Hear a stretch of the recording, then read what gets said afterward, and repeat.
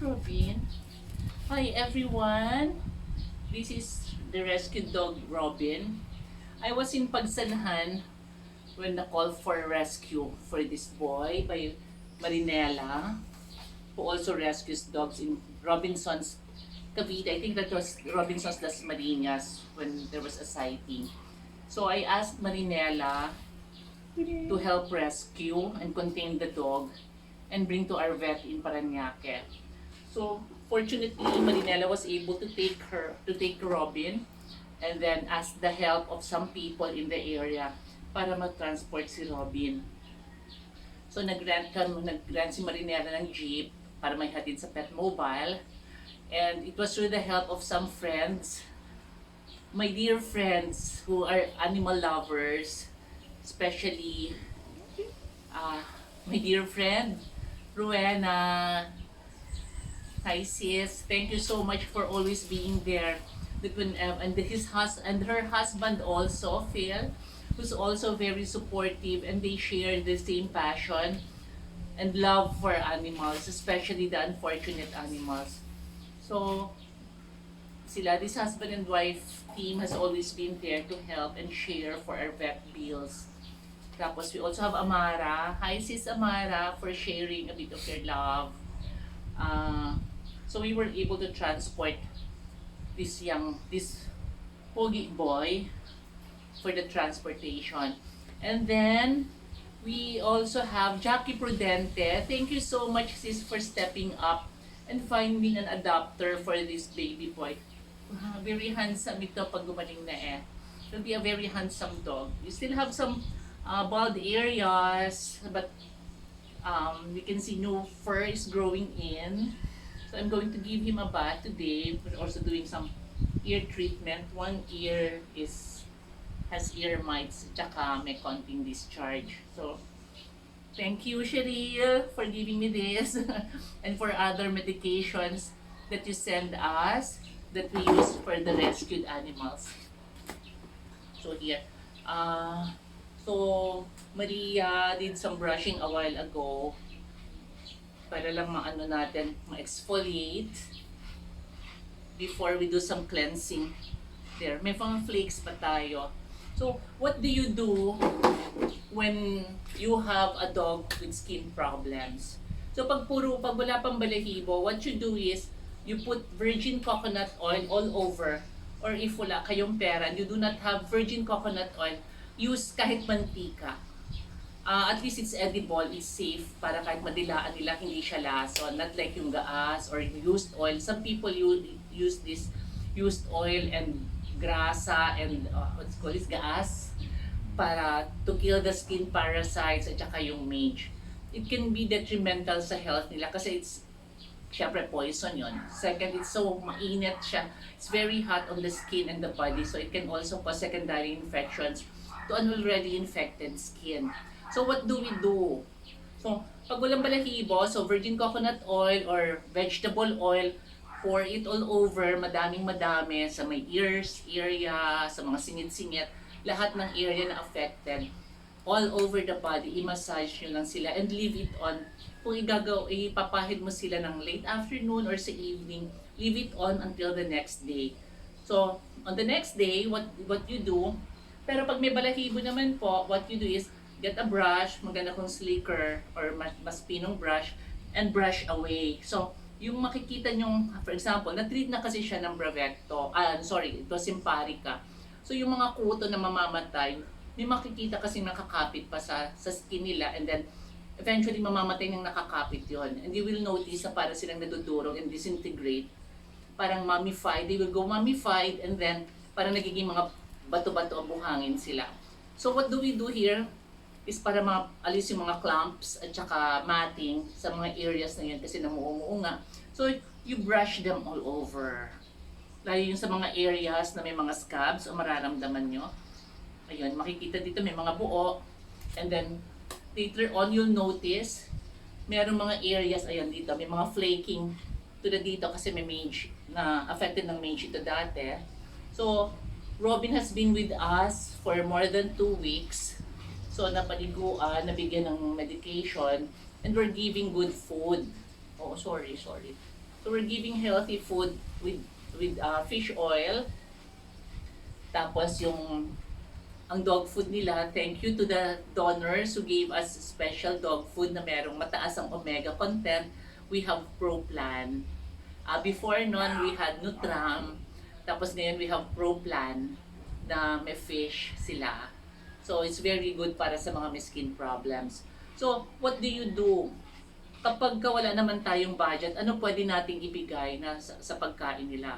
So, what we give is a combination sa dog food nila. If you cannot buy the premium dog food na may mga omega, kasi medyo mahal sila, mga high-end na dog food yon. You prepare something that we will be beneficial para sa skin nila. Add in a little, pag nagluto kayo, haluan nyo ng konting turmeric o yung luyang dilaw kasi makakatulong sila sa mga skin infections, sa mga sugat para mabawasan ng infection. We give kalabasa which will help them para sa kanila. It's also good fiber content ng kalabasa plus nakakatulong siya for recovery, yung vitamin A niya. You can give sayote. I learned years ago, may mga breeders ng Pomeranian sa Thailand who give boiled chicken and sayote to their dogs. And nakakatulong daw yon. I don't know, pero yun yung nakita ng effective na nakakatulong para gumanda ang balahibo ng mga Pomeranians nila. So we also give sayote, we give sitaw, which is a source of vegetable protein. And then, kung may malunggay, dahon ng malunggay, which is vitamin C. Tapos you can pamalit naman sa rice kung ayaw nyong mag-rice. Haluan nyo ng kamote. Yung kamoteng pula is better kasi mas mataas ang polyphenol content. If kaya na clean it well, brush it off, pati yung balat isama nyo kasi it's also good fiber. At the same time, yung balat nila ng mga kulay pula o violet na skin has its benefits, mga antioxidants nila. So, yun yung binibigay natin. Tapos, you can buy galunggong, fresh galunggong, o kaya yung mga silver na isda. And you can add it to the food to taste. At the same time, protein source plus yung omega oil nun. Yung omega fatty acids sa mga fish na kulay silver, sila yung makakatulong para sa balat at saka sa other skin issues. So, after brushing off, ayan yung mga areas na medyo buhol-buhol at saka yung may mga kumpol-kumpol. Ay, tapos may flaking nga. Makikita mo kasi dating nagkaroon ng mate. Hi Robin, ang bait-bait ni Robin. So, ayan, makikita nyo. Pag ayan, may mga, oh sorry, masakit, I'm sorry. Sorry. Masakit yung slicker brush, so huwag masyadong madiin. So, lightly lang kasi may area medyo may langib-langib siya. So, pag natamaan, nahatak, masakit po. So, just be careful and always observe kung saan nagre-react yung aso. If there's a certain reaction, then, syempre, stop tayo, tingnan mo ano yung problema and avoid doing it again. Ayun nga, nakita natin dito may scabs kasi siya, yung sugat na naglangib. So, do it slowly and lightly para maalis. And then, next that we do, what we will use is clarifying ang importante dito. Exfoliation and clarifying shampoo. So how do you exfoliate? So aside from brushing ng slicker brush and slightly na kakalkal yung skin nila, then here, I can still see some areas na medyo mapula pa o kaya yung mga langib na natanggal na nagsusugat. So, another form of exfoliation is using yung laundry net or kaya mas soft na brush, na bristle brush o kaya yung may mga brush na pang scalp ng tao o sa aso. So you can use these brushes kapag magka-cleansing tayo to exfoliate. So pag wala tayong budget, what do you use? You cannot buy those very expensive shampoos. So what we do, and this is based from years of experience. At the same time, nakakatulong din siya pag alas ng mga ticks and fleas at mga kuto. Nakakapatay siya. Kahit yung mga pulgas, yung crawling lice, na biting lice, yun, mahina sila sa dishwashing liquid. They easily, yung wings nila, madaling pag nabasa ng dishwashing, madali sila mag-fall out. Tsaka windang-windang sila. They get unconscious. And then the other taken fleas, you have to remove some that does not fall off.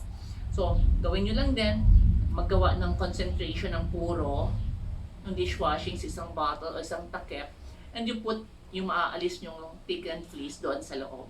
So, they will die. So, I prefer Joy dishwashing antibac because of the antibacterial properties.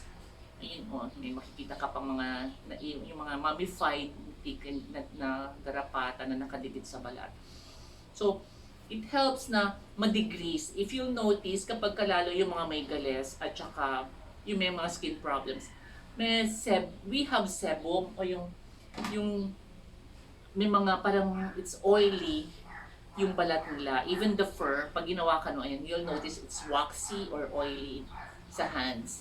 So, what we do here is we exfoliate and we clarify using dishwashing liquid. Very effective po yan. Promise. Kahit pa may mga magsalita ng mga experts or anyone who will say na masama siya or anything, this was introduced to me by old-time breeders sa United States who use dishwashing liquid pag may infestation sila ng tick and fleas.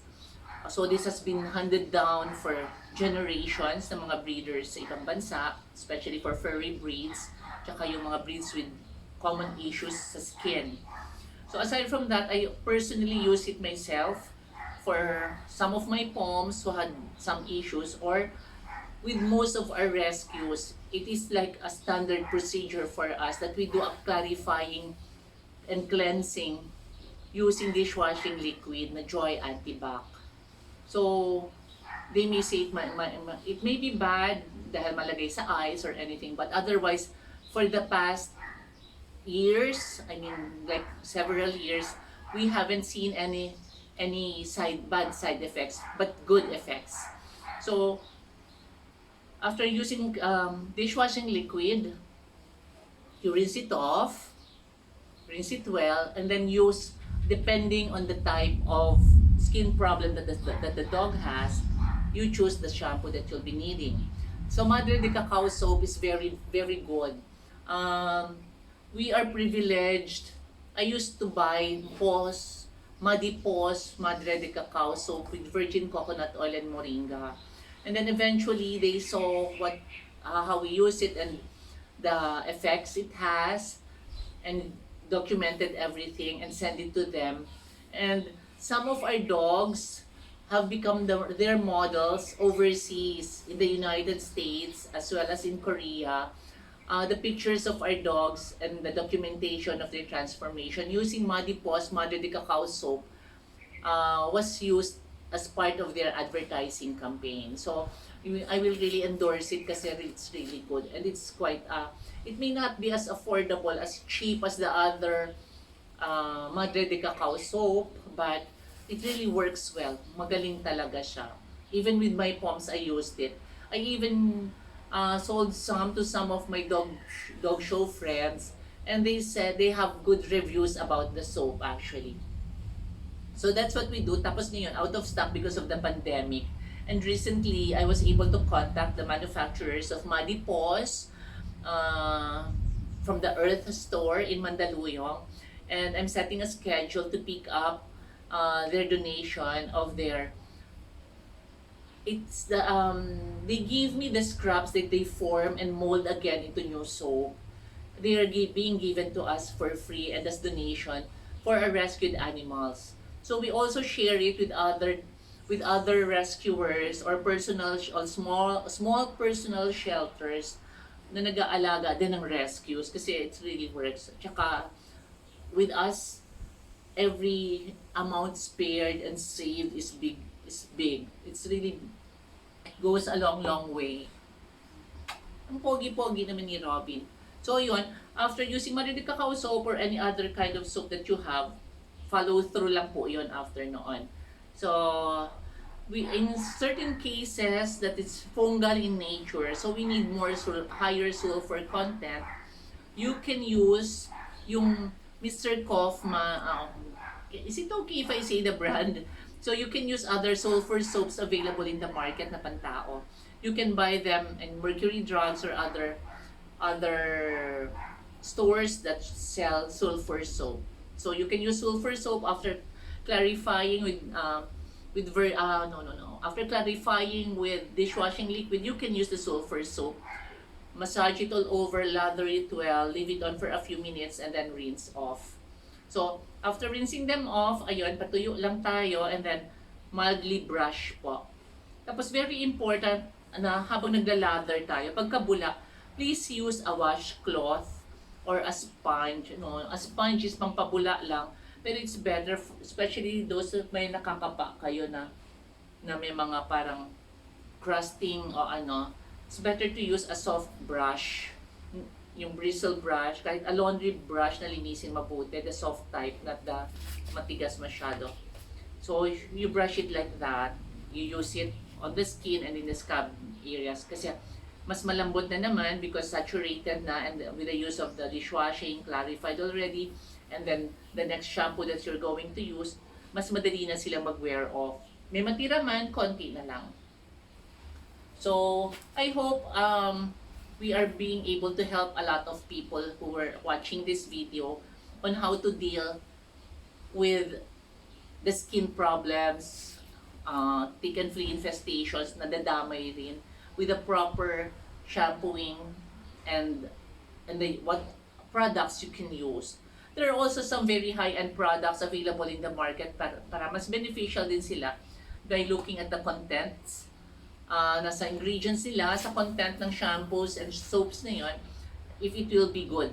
Google works, have time to search in Google. Or you can always ask a question to us in our Facebook page, in Mama's Cradle Animal Sanctuary, to my wall at Karina Jimenez Suarez, or here in YouTube, you can comment and ask a question regarding sa how do you treat the skin problems of animals. So we have several people asking us, not only from shelters or for other rescuers or for other pet owners who have problems with the skin of their animals, but also from those dog show people or dogs with breed, even with their show dogs. They ask us what we do or what we give or what products we use or how do we deal with some of the problems, the skin problems of their animals, which are really high end or some are really imported and expensive show dogs. So these are some tips that can be helpful, especially for the ordinary people watching who do not have access to expensive products. So importante, it's very important we always give our dogs a bath, not like it's safe that a weekly bathing is good enough, and it also prevents having more infestation of tick and fleas in our pets' fur and in biting into their skin. And remember, during summer, masyadong mainit. For those with dogs with fur, makakapal ang balahibo, please give them regular baths.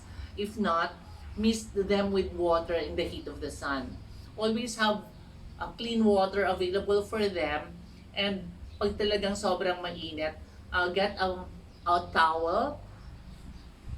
Mas better if it's cold water or ordinary tap water will do, and then pour in a little alcohol.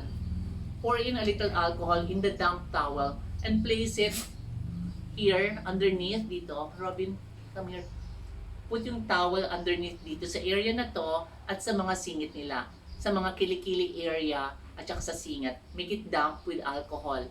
Now, this also works kapag ka na-heat stroke. To cool a dog down, it's not immediately pouring water into the body or into the head kasi it can cause shock or heart attack.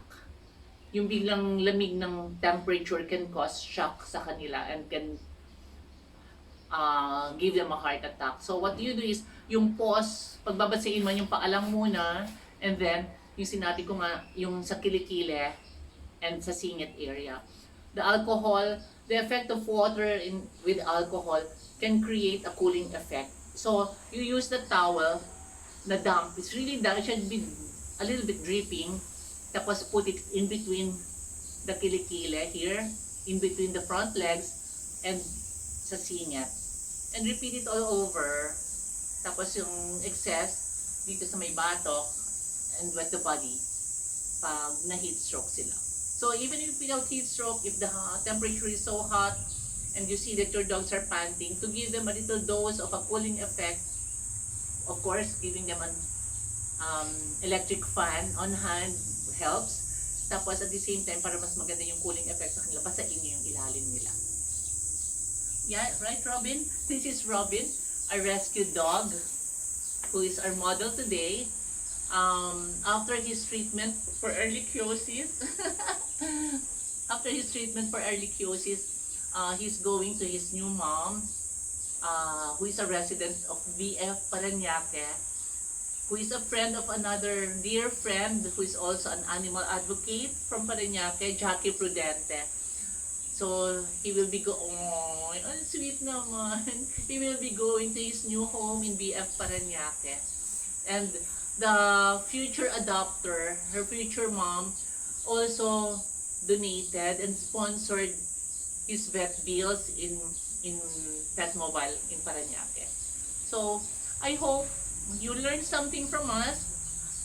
We will be sharing some videos. It will be raw, unedited, and we will be sharing with you some tips on how to deal with your dear pets.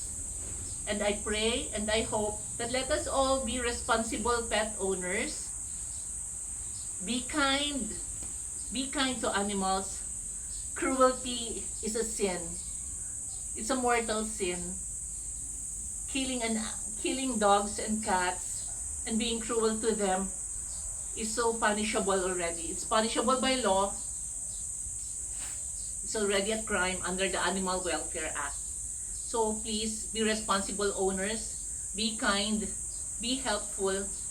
A little act of kindness goes a long, long way. A container of water you give outside your house for the stray dogs or the stray cats, or a little leftover food for them, your little act of kindness will save a life. So this is Mama Karina of Mama's Cradle Animal Sanctuary wishing you a good day. Thank you. Be kind to animals and be a responsible parent. Bye!